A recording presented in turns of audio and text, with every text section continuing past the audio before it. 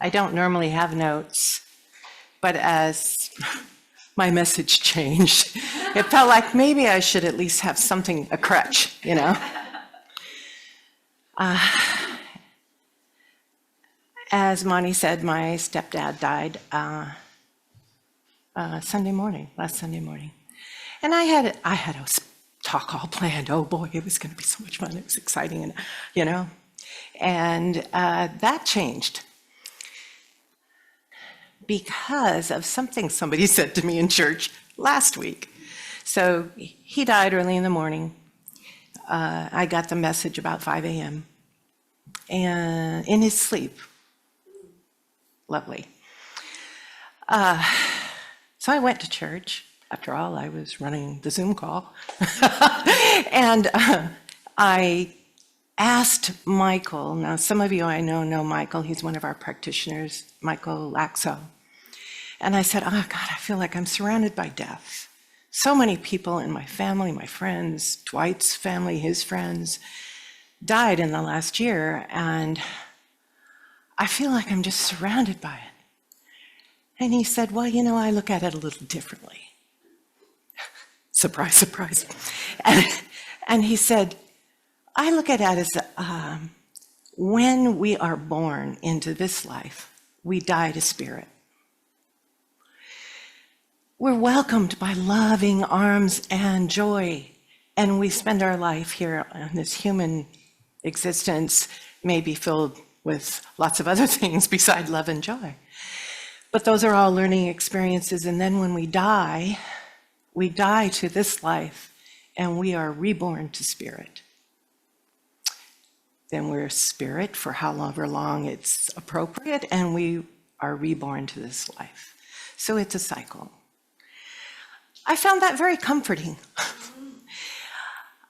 So my talk has changed, and of course what happened was a song popped in my mind. And so I based that talk on that song, which is Return Again. But before we do that, we're going to do a couple other things. I would like to start with a meditation. As an energy medicine practitioner, what we believe is that in order for healing to take place, we have to make space. You have to get rid of a lot of angst, a lot of beliefs that don't allow you to invite spirit in. So we're going to do a little meditation where we clear out all that junk and get rid of it so that we can invite spirit in, not just to heal, but to be part of our lives. So we're going to start by having you put your feet flat on the floor and just feel the weight of your legs moving into your feet, with your butt flat on the chair, and feel the weight going down into your rear. And just let yourself sink into the chair. And then with your hands on your lap, we're going to send some roots down into the earth. Just picture roots growing down into the earth and wrapping around a crystal down there. And that crystal is sending up light energy, and it's just coming up and up into your feet, and feel it swirl around in your feet. And then move on up to your knees. Just keep swirling and swirling, and coming up to your abdomen and your tummy, and just feel it swirling around. And then it's moving up into your heart center, and then up to your throat and your third eye and your crown, and it's just bubbling up. And then it's going to shoot out the top of your head. So reach your hands out and just feel that energy shooting out. And now the energy from the universe is going to flood into your body, and feel it come on down into your crown and your head and your throat. And then bring your hands into your heart center. And just feel that energy of the universe, the source, the creator in your heart center. And take a nice deep breath in.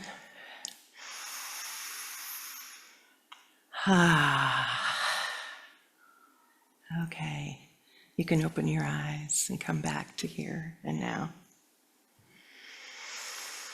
Okay, we're going to start off by singing a song. Do we have, I'm going to put the lyrics to, what am I singing first? We Are One. Oh, we got the words? Okay, so if you know this song, you can sing along. We're going to repeat it. It's very simple, very easy. I'm just going to sing it. You can listen the first time through and then sing with me as we go. So if you know it, sing along anyway. So, we are one, we are one. I am you, you are me, we are one. And in that unity we can live in harmony, and peace has come, 'cause we are one. We are one, we are one. I am you, you are me, we are one. And in that unity we can live in harmony, and peace has come, 'cause we are one. And peace has come, 'cause we are one. One more time. And peace has come, 'cause we are one. Okay. Well, that whole idea of coming and going, that's how it feels. It's a return. We're returning to this world again and again and again. But what that did for me was give me the sense of release, of allowing that person to go. So my stepdad, he was in the first stages of Alzheimer's dementia. I felt this sense of joy that he was not going to have to go any deeper into that, because he was such a proud man. He had risen from a bosun's mate in the Navy up to a head of personnel for the VA. And so, he was a very bright, intelligent man. And all of a sudden, he was seeing his dad in his bed. Dad, what are you doing in my bed? And of course, he'd have his good moments when he knew that Dad wasn't in his bed. But that was so stressful for him, and I know it is for everyone. But that sense that he has gone on to the spirit realm. Can you imagine the love and the joy that he must have been met with? Awesome, just awesome. Yes, I'm sad he's gone. But this whole, and I have always believed that there was a continuation, but somehow when Michael said that it was death and birth and death and birth, and it just kept repeating, returning again and again, I could apply that more easily when I was down in the depths. For those of you who don't know me, my husband died a year ago. And it's been a rough year, even though he was ready to go. And I knew he was ready to go. But it was hard to let him go. And not only that, I missed so many wonderful things. The thing that I miss the most is laughter. He was a fun guy, and we laughed and smiled and just had a joyful life. He did. And I had it with him. Well, it's kind of hard to do that alone, But what this did was help me think, oh, well, I can invite him in. You know? What a wonderful thought. And then I remembered his birthday was March 8th. He would have been 92 this year. He had a special way of hugging people. So there was a friend there that day, and I gave her a big old hug, and I went, and I grinned at her, and I said, there, you've had a hum hug. And that was the first time I had remembered his hum hugs. It was his birthday, and I remembered his hum hugs. And he did that to everyone, and so we had coined that name. It was a hum hug. So I right away texted all his kids and my kids and said, remember the hum hugs? And they were all just like excited. Oh yeah, the hum hugs. You know, so we decided we needed to spread hum hugs. So each one of you is now hum hugger. Yeah, when you hug someone, you got to hum and go,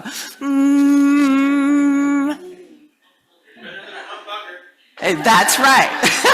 You took my line away from me. Oh, Rob, I love you. So there's many ways that I can invite those things that I miss about him back into my life, even though he's not here. You know, one of the things I was telling Monty before we started here today, that he had a word because he couldn't remember words. So he had a word that was a substitute. So whenever he couldn't think of a word, he would say, Hengus. Honey, would you bring me the Hengus? Anyway, which Hengus is that? You know, and I'd say, you mean the remote? No. You know what I use to see. Your glasses. Yeah. So I'd go get his glasses and come back. And he'd say, oh, darn, honey, I'm sorry. I forgot my other Hengus. Okay. Help me out here. What do you do with this Hengus, you know? Oh, you know, what I'm reading. Oh, your book. Yes. And this would go on, you know?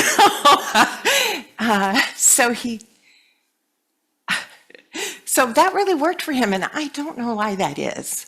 Why do you suppose that is, that you can remember Hengus, but you can't remember glasses or book or whatever, you know? But he started using it about 10 years ago. So he used the Hengus for a long time. And I think it's about time for me to get my own word. I can't remember things either, so. So the return again idea, as I say, it brought to mind a song. So I'd like to sing the song for you. It's called Return Again. And this is more of a chant. So if you feel like you'd like to sing along, you can. You just go through it again. And you return to the start and you do it again until you're done. So however long we want to do it, that's how long, any times we're going to do it. Would you put that up for me, the Return Again lyrics? There we are. Yeah. There it is, again. Return again, return again, return to the home of your soul. Return to who you are, return to where you are, what you are. Return to where you are, born and reborn again.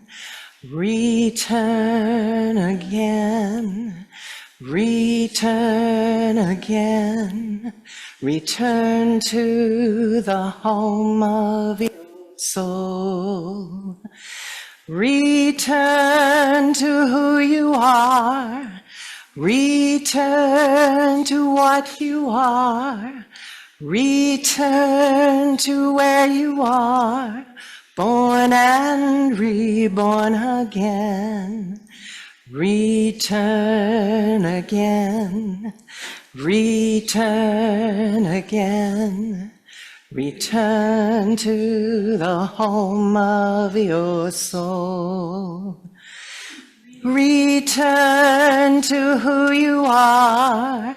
Return to what you are. Return to where you are. Born and reborn again. How about one more time? Return again. Return again. Return to the home of your soul. Return to who you are.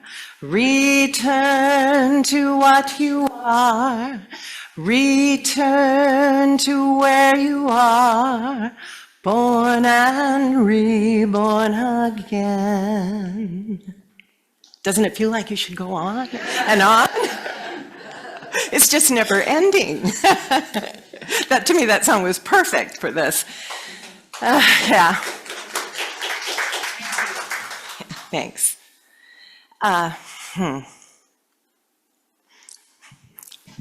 As I said. Okay, one of the things that we know about Jesus is that he wasn't afraid of dying. Of course, he knew he wasn't going to die.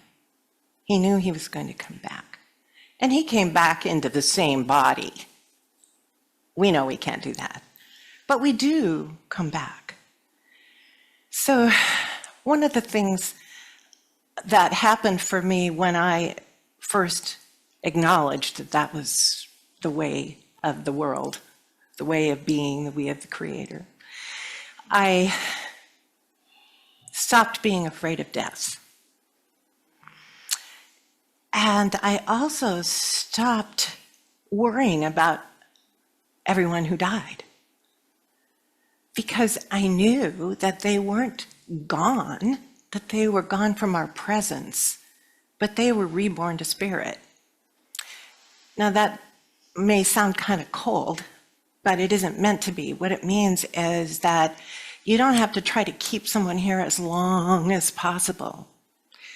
When Dwight was dying, he stopped eating very much.